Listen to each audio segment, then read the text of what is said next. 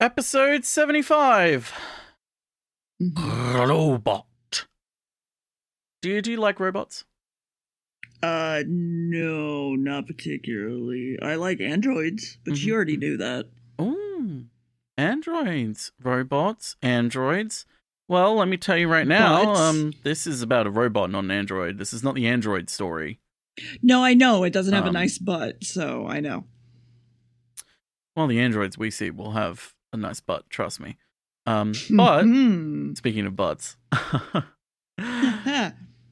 robot is not only an episode about a robot and is only one word for the name of the episode, but it is also the first episode of the fourth Doctor. Technically. I say technically, and I'll explain why in between the break of the parts, but that's right. We have a new Doctor, Tom Baker, a man who acts and says lines and acts. I'm going to just clarify right now that I'm mad for multiple reasons, and one of those reasons we'll get to later. But the first reason I just want to mention, and you've posted about it on Twitter already, but I went to join the Discord call to see what we were watching, right? Because I know we're watching Doctor Who, but I never know what screen, if it's going to be a black screen, for spoilers or what, that Gam starts on. And I thought he was watching a VTuber. And it made me so fucking angry to realize that no, it was not a VTuber. And it was in fact the starting soon screen for the Doctor Who Blu-ray DVD. So, the Blu-rays of the Doctor Who collection, which is the Blu-ray upscaling release of each season of Doctor Who, which they're slowly getting around to doing of each collection, the main menu of it has a lovely 3D rendering of that Doctor's TARDIS for that season, the TARDIS console, swirling around it with little atmospheric whirring. And down the bottom is where all the menu is. Up top is the title. And then in the bottom left-hand corner is the picture of the Doctor cut out from the front cover of the Blu-rays. So what you're basically saying is that it kind of looks like a Twitch look like a VTuber. With a VTuber, Yeah, it does kind of look like a Twitch overlay. It's great. But we watched the episode. What happened in the first part, dear? Well, we restart on the regeneration that Brig is like, call an actual doctor. He's being dumb. And then everyone's like, I don't know what's going on. And Benton is even like, what the fuck is going on? And then we see a robot rolling up towards a guard and getting shot while the robot breaks into the Ministry of Defense. And then into a safe to steal something that we only know is top secret because it has the giant words, top secret, on it. Sarah's worried about the Doctor, but let's talk about this think tank thing I want to visit. And the Brigadier's like, okay. Cut to the Doctor literally escaping the hospital/sick ward back to TARDIS and trying to find a key. He gets stopped by the PhD doctor and is like, listen, I'm fine. Look, he breaks a brick, runs in place, and is like, I'm fit, but also I'm ugly.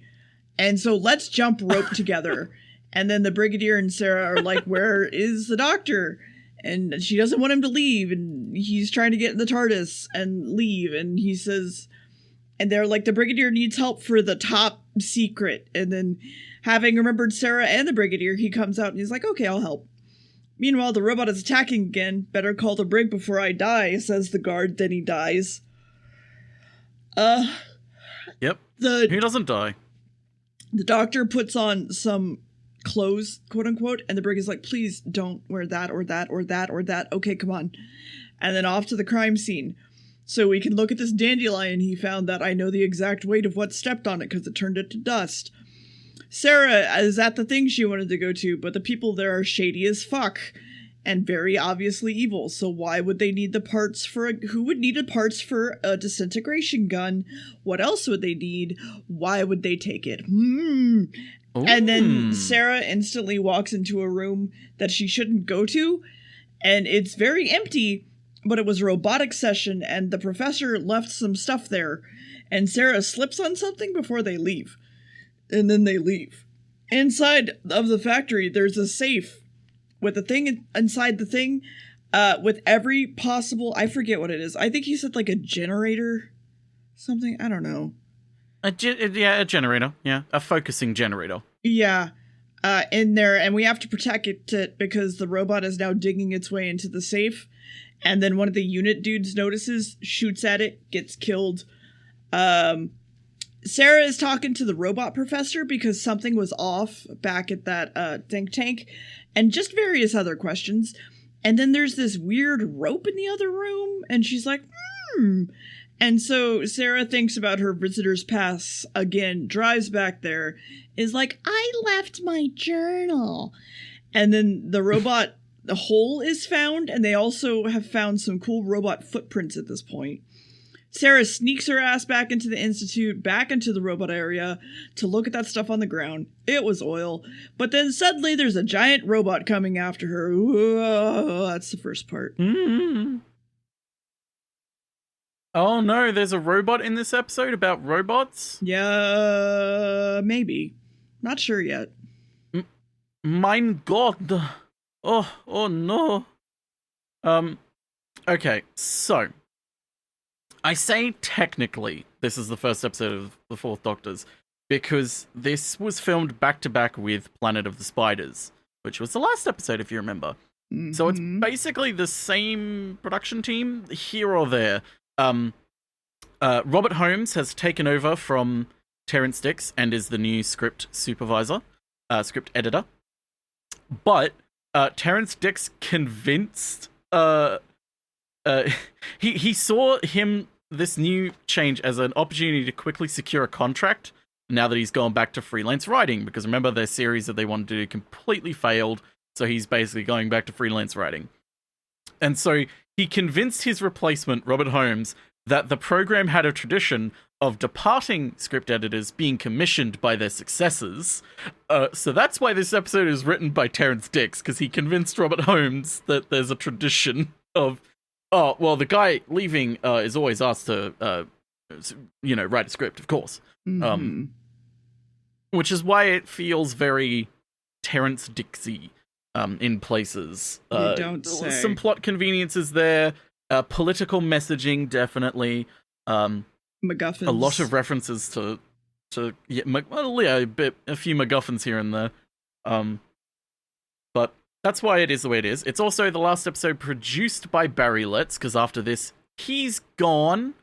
And we get our next man in, who is a very interesting man by the name of Philip Hinchcliffe, who, trust me, we're going to talk about extensively throughout the years. But that's why this episode is kind of not really actually regarded as like the real first episode of the Fourth Doctor's reign or era, because it kind of is a bit still Third Doctor-y. The only difference is it's just got the Fourth Doctor in it. But there are marked differences, like the way the Fourth Doctor is incredibly erratic, and like Dia noted while we were watching it, he is a lot more detached from the way he deals with things. He doesn't take things personally. He has a lot more of a confidence streak about him than the Third Doctor did. The sort of thing of the Fourth Doctor will have a gun pointed at him and he'll act like, that person has just invited him over for tea, and so he'll walk over and act like it's his home. The fact that they've got a gun is inconsequential to him. He uses his overconfidence exuding as a way to disarm others, and it works quite well, and it's very entertaining when done well. Mm-hmm. So that's what this episode is. It's about a robot. And it's kind of a passing of the guard, but also not really. Also, new person introduced is Harry Sullivan, who was technically name-dropped in the last episode, because when the Doctor is looking at the crystal in the last episode, the Brigadier says, call up the medical professional, and he says, Sullivan, get over here. But then the Doctor's like, I'm fine. He's like, don't worry, Sullivan, we don't need you until the next episode. And hangs up. So Harry Sullivan is here now, played by Ian Marter, and Ian Marter, was actually considered for the role of Mike Yates, but his schedule didn't line up, so he couldn't be Mike Yates. Instead, he is Harry Sullivan now. So, now that we have all of this, what happened in part 2, dear?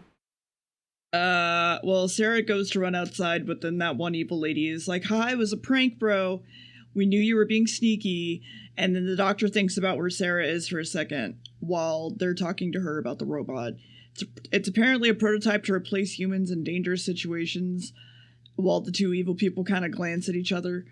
And then the robot is, of course, not dangerous at all, right? You're not fascist, are you? And so instead of letting her leave, the evil lady's like, "Kill her."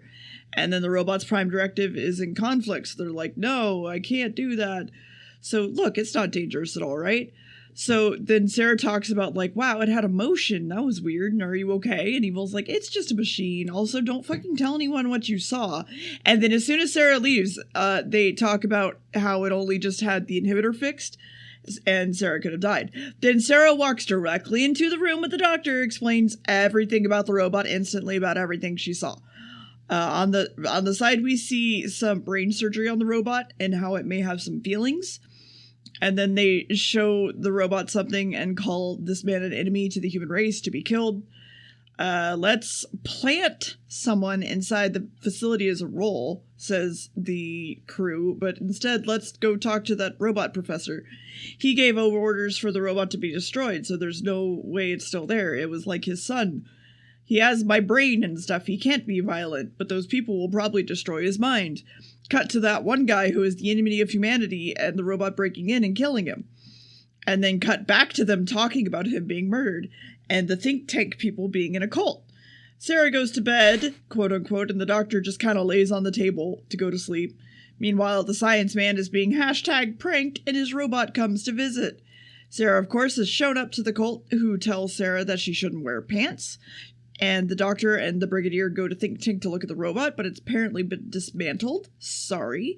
Also, we burned and destroyed it. Don't even think about looking for it. It's absolutely gone. While some people eavesdrop on them.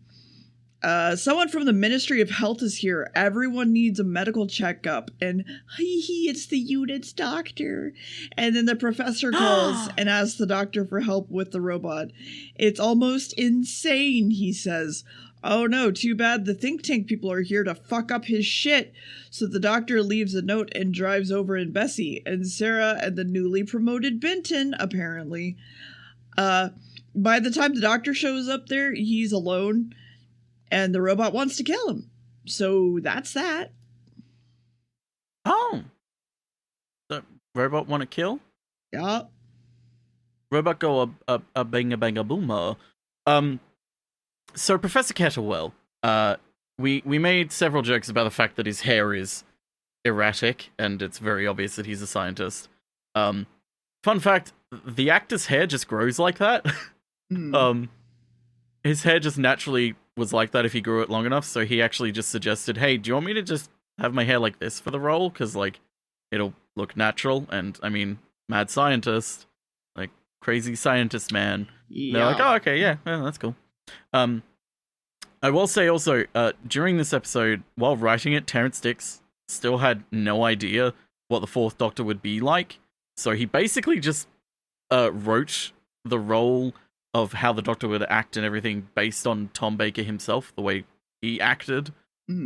Which, I mean, was fitting, because that's what Tom Baker wanted, because Tom Baker very much wanted to set himself apart from Jon Pertwee. He wanted to be not just be another iteration of the same character, where it's like you could be compared. He wanted to be a different iteration. He wanted to be very much separated from Jon Pertwee, to be his own sort of thing, make the role his, that sort of thing. Which is why he chose to go about the role being more detached, being more confident, and having more quips, more witty remarks here and there, and more compassion and a stern sort of facade that he holds on to, which a lot of people like, and it's why he is generally regarded by a lot of people as the best Doctor, and it's why he's the most popular when it comes to viewing figures throughout the time. All that and other factors as well. But this is Robot. This is the Fourth Doctor. In in the scene where he is talking about his new regeneration and looking at his face in a mirror, he admires his new nose and says it's a definite improvement, which was a bit of a joke at the expense of John Pertwee, who was absolutely always obsessed with his own nose and insisted on it being filmed from certain angles when he was the Doctor. So that's why they were like, oh, it's an improvement, this nose, because, you know, it's not going to have an ego about itself, essentially. But yeah, it's robot. The design of the robot itself is it's not a terrible design, but it's probably the best they could do during the time, if that makes sense. It did not it's obvious that it's still a man in a suit, but it's not like a man in a jumpsuit or a morph suit with like bits added to him, like certain other robot species, cough Cybermen. It's more a literal like clunky cylindrical part, sort of disjointedly connected. I really like it because it like clanks around as it's moving, and it's like that's fun. I like robots that clank around. It's cool. But anyway, part 3, dear.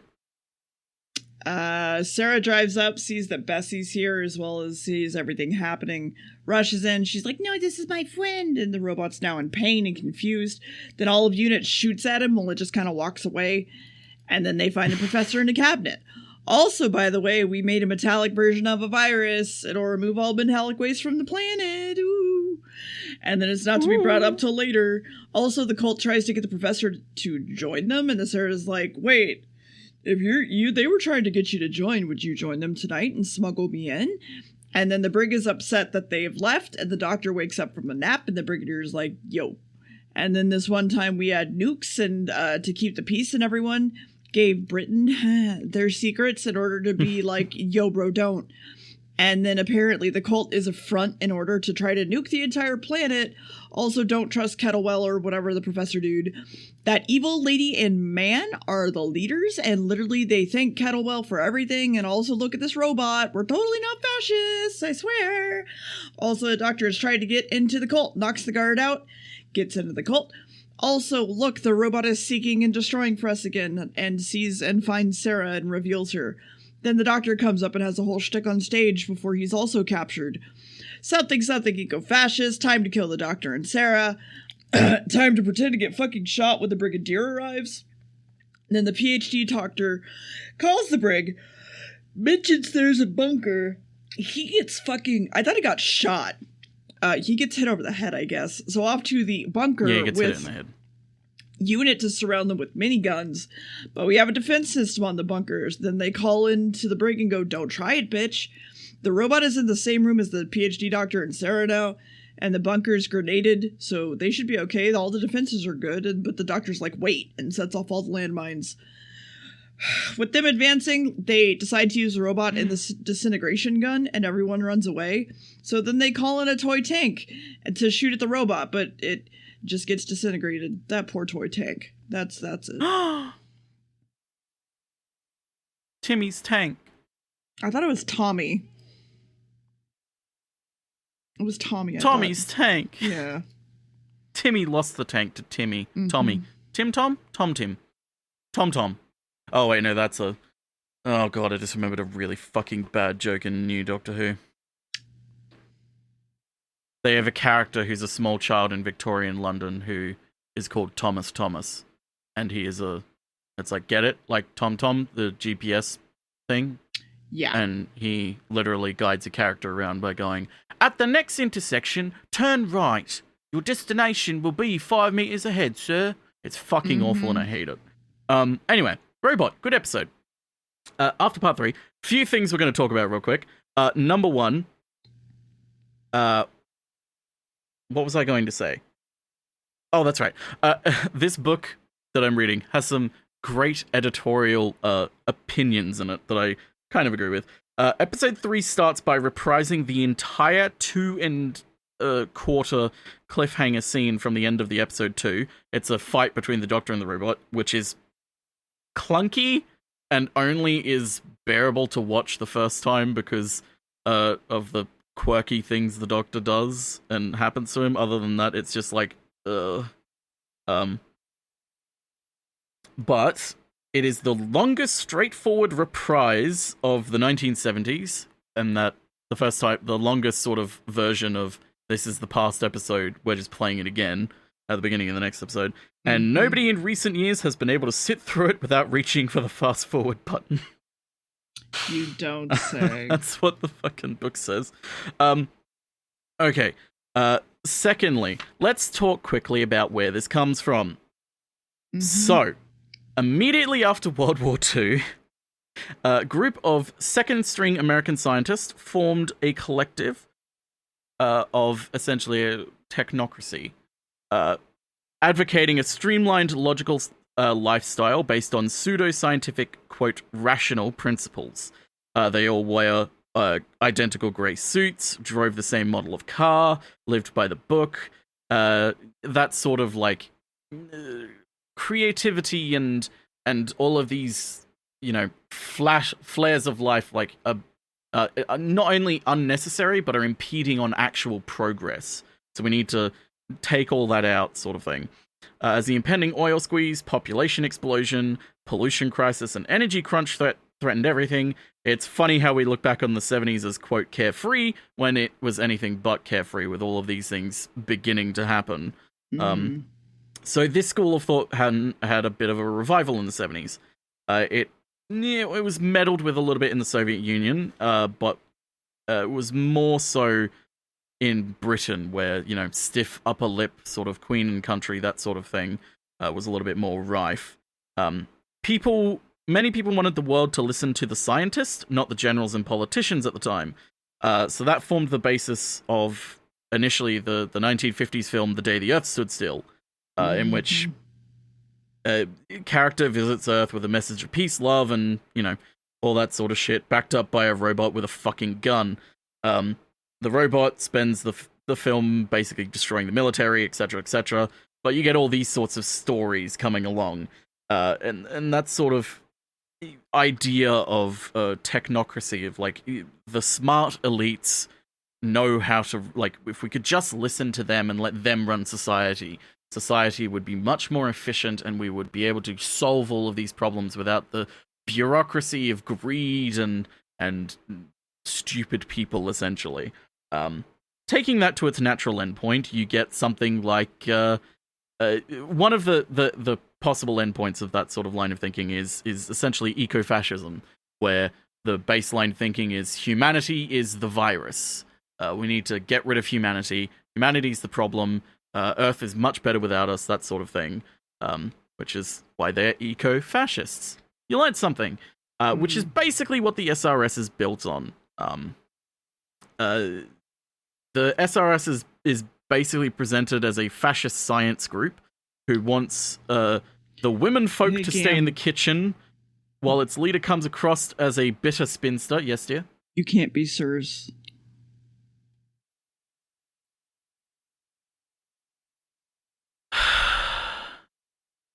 Really? Really?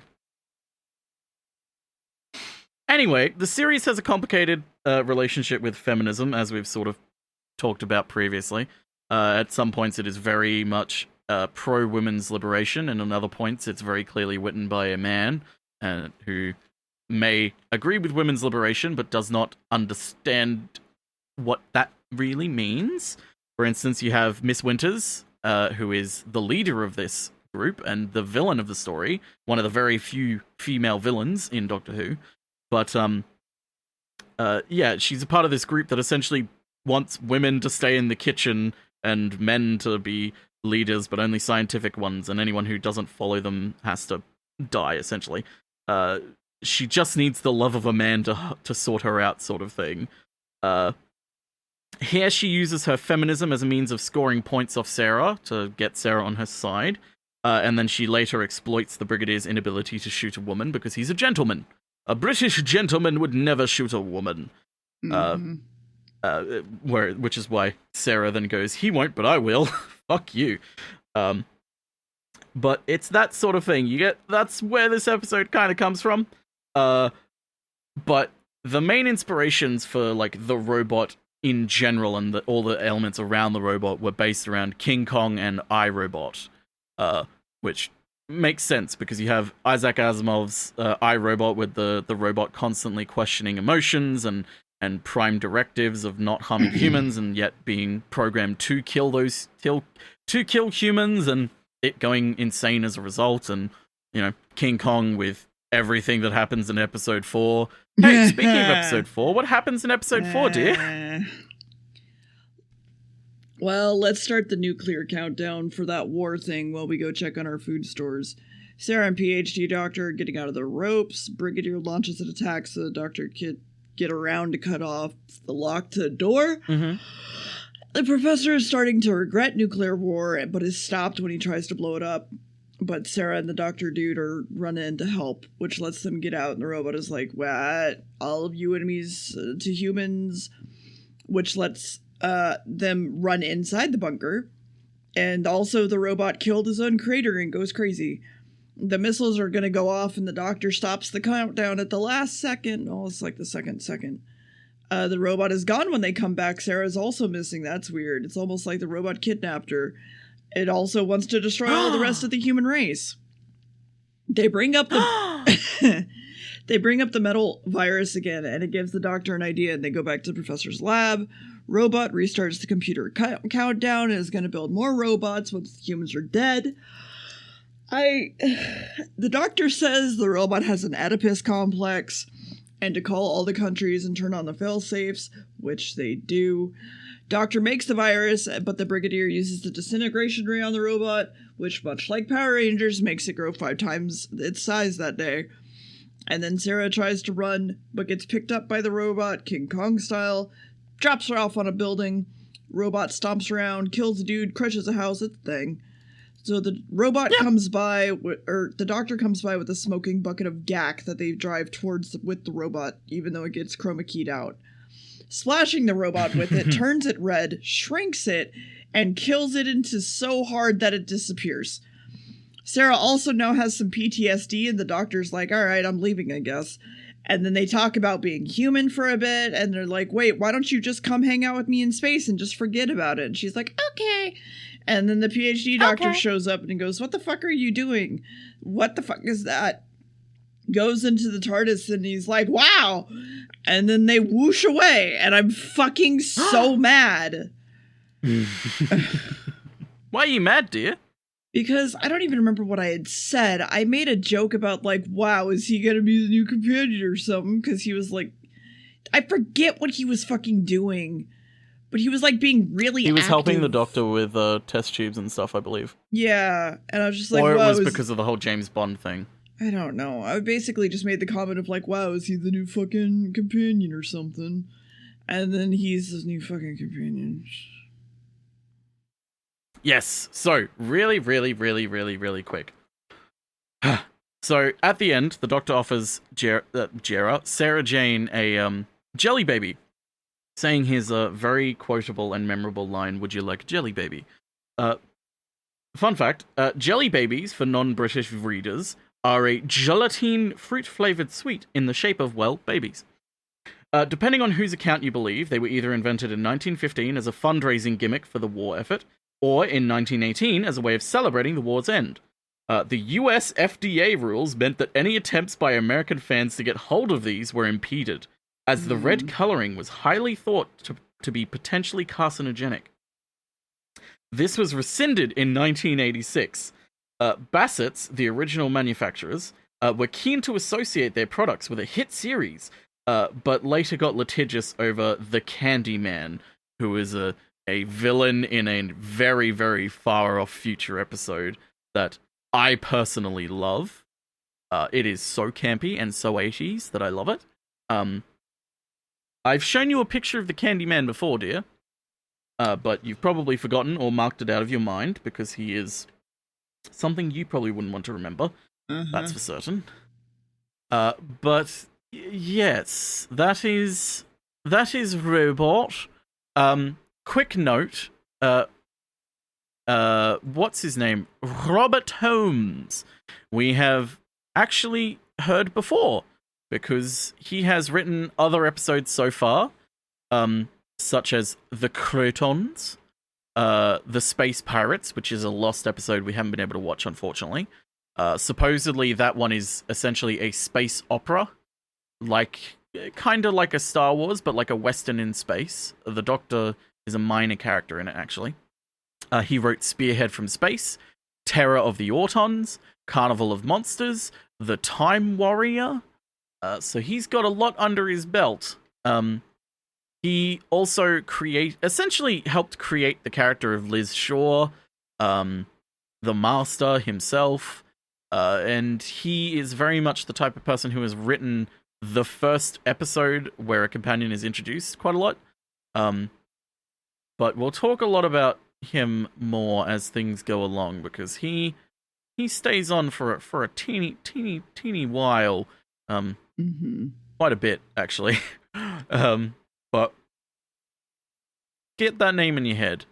Same with the director, Christopher Barry, who we will talk quite a bit about, because he and Tom Baker have a bit of a history together.